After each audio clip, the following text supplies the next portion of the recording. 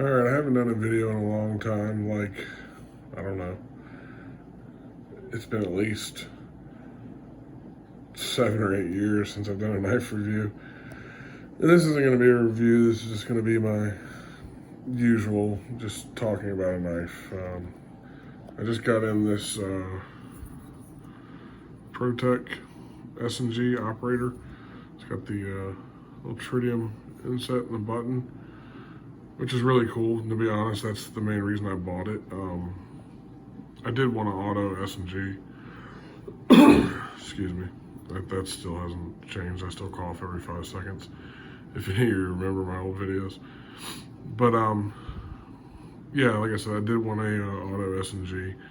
Not that I don't like regular S&Gs, I do. I just wanted to try one of these Protech ones, and I thought this was the coolest one. So I grabbed it. Typical Protech snap. Dimensions are all the same as a regular S&G, but 3.5 inch blade, 7 or 8 inch cutting edge. Forward of the sharpening choil, of course, forward choil. It's probably the most comfortable grip for this knife, at least to me. It's the most comfortable grip for this knife. I have massive hands, so this may look like a PT, but it's not. My hands are just really, really big. This grip, everybody talks about how it feels bad. It doesn't feel bad to me at all. In fact, that little triangle back there falls right into my palm, and it's locked in. I mean, the thing's not going anywhere. I mean, would I use this grip to cut a box open? No, but I mean, pretty much any knife that has a forward choil, that's, you know, where I'm gonna go if I'm cutting a box or if I'm, you know, whittling wood or whatever I'm doing, cutting a straw for my son, whatever, you know. But this grip is not bad. I don't know what I would use it for, you know, aside of fighting, which I'm not going to do, but it doesn't feel bad. A lot of people say it feels terrible, but, and of course, reverse grip on any Strider, even up in the choil, back here. It's a little tight for me because my hands are so big, but it feels great. I mean, obviously, you got a ledge here. What else? It's been a long, long time since I've done a video, so bear with me. Of course, this one's all blacked out, no logos, it's all sterile. That's another thing that appealed to me with this version. I like it, you know, I don't like a whole bunch of logos. Just like the rest of you don't. I mean, this is really cool to me. I mean, it doesn't say anything. You would have no idea who even made it if you didn't know. What do we got as far as centering?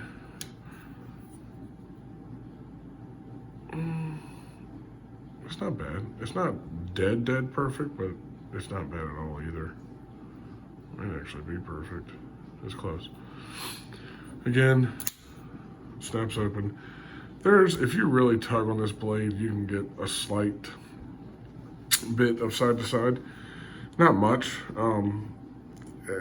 I chalk that up to the fact that it's a side opening auto. You can tell me what you want, but I don't think I've ever felt a side opening auto that didn't have some kind of blade play. I'm just glad it's not up and down. Up and down, pretty rock solid. I mean, I can't get anything out of that when I try. Of course I try with 2 hands. I don't try like I just did. I'm just holding my phone with the other hand. So that's pretty good. Action, of course, is great.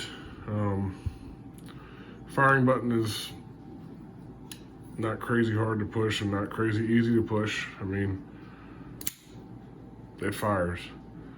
I don't really have any fear of this opening in my pocket. I'm not saying that it couldn't, but that button is, I don't know, it's flush with the top of this, so I don't know, maybe if something got caught in my pocket, maybe it would open, but I've never had that happen with an auto from Protech. I don't know if I've ever had it happen with any auto, period. Again, not really a big fear of mine. If it does do it, am I going to be excited? No, but whatever. I wear $17 Wrangler jeans. I really don't give a shit. So there's that. Pocket clip. I believe Protech did these pocket clips in titanium on these. They're not steel. And to be honest, it really looks like they just got them directly from Strider. I mean, I'm not sure who's making them, but they're dead on. Like, they're just like the old Strider clips I had back in the day. They are exactly the same. Retention is fucking insane. Like, it's really, really tight to the scale, which is fine with this aluminum. You know, it just it'll still slide right out, but it is really tight. And of course I could take it off and bend it up, but I'm not gonna do that. I'm just gonna keep on putting it in my pocket until it loosens up a little bit, and it will. Again, there's your little hole there to keep it from moving around. That's titanium. I think the steel on every Protech, unless it's some kind of special edition or something, is they always use 154 cm. A lot of people don't like that. I don't really freak out too much about it, you know, as long as this is not 440C, nah, I'm fine. I mean, in all honesty, I don't really get too caught up in steel. 154 cm is just fine for what I'm going to use this knife for. Just regular old everyday bullshit, you know, opening up bags, boxes, cutting some shit off one of my shirts, or cutting a zip tie, or whatever. It's fine. I will say Protech puts a fantastic edge on their knives from the factory. It's sharp. I mean, it's really sharp. They do a good job. And it's a clean bevel. There's no bullshit going on. Super even on both sides. It's good. It's really good. One thing I haven't heard anybody talk about these knives is they're .125 thickness. Of course, that's not, you know, what a S&G is, but that's what these are. .124, whatever, 125, somewhere in that ballpark.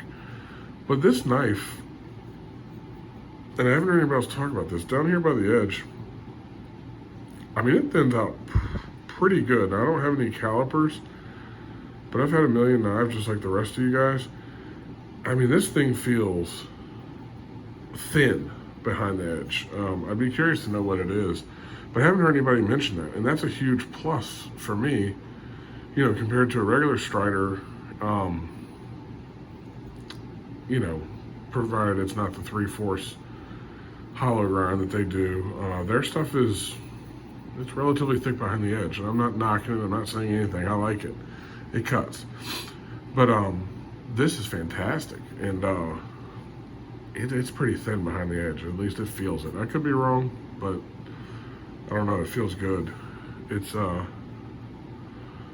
don't know if I'm able to get a shot of it with this iPhone, but I mean, it's pretty thin behind the edge. I don't know. I just wanted to mention that because nobody else has. I haven't used this knife much at all. I've had it for 2 days, but you know, I think that that's going to be a pretty amazing slicer. What else? You got your standard hardware. These look like let me get off the phone here. These look like T10s. Not positive what they look like to me. Lanyard hole. Goes all the way through. Let's see if it cuts it like a normal Strider would. No. That blade is not. I'm gonna say that now. It may. No. It's below that. That's pretty cool actually, because if you put a lanyard on a regular Strider, it's just gonna cut it off. So if you want to run a lanyard on this, you can actually do it because it doesn't come through those scales right there. It's below it.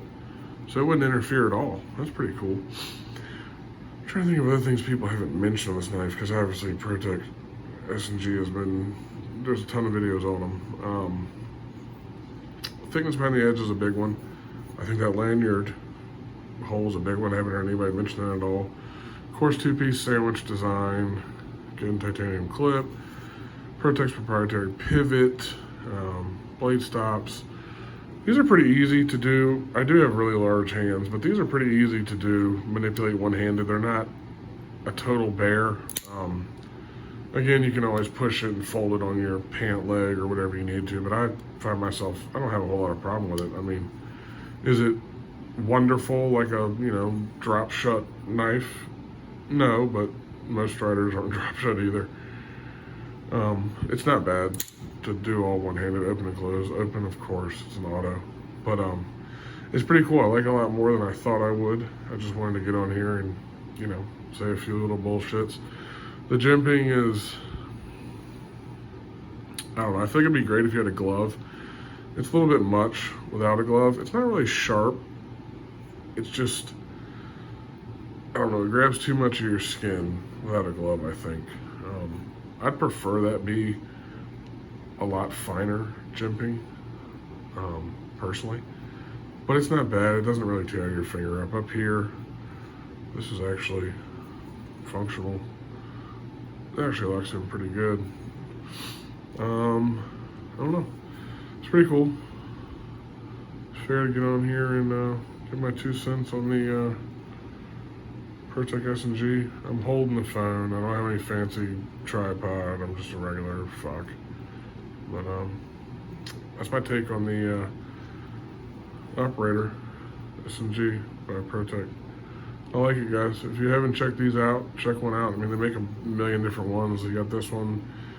They got your standard bullshitter. They got different colors. They got crazy micarta. They got Damascus ones. They've got one with a nightmare grind that Mike Erie, is that his name? I don't fucking know. Mike Erie, I think, hand ground the nightmare grind ones. And they're fucking amazing looking. He did a good job. They're polished. It's like $450. I think it was a limited run of 100 of them. But I mean, in short, there's a shitload of different Protech S&Gs to choose from. Some of them are harder to find than those. These can be hard to find at times, but I've noticed they've been restocking these. Some of them are always available. If you just want the black stonewash bullshitter, you can find it anywhere. Yeah, guys, that's my take on the Protech S&G. Hit me up with a comment or like or dislike or whatever the fuck you want to do. Just figured I'd get back in touch with you guys. I may be making a few videos here recently, again here and there. I got a knife coming in sometime this week that is not on YouTube.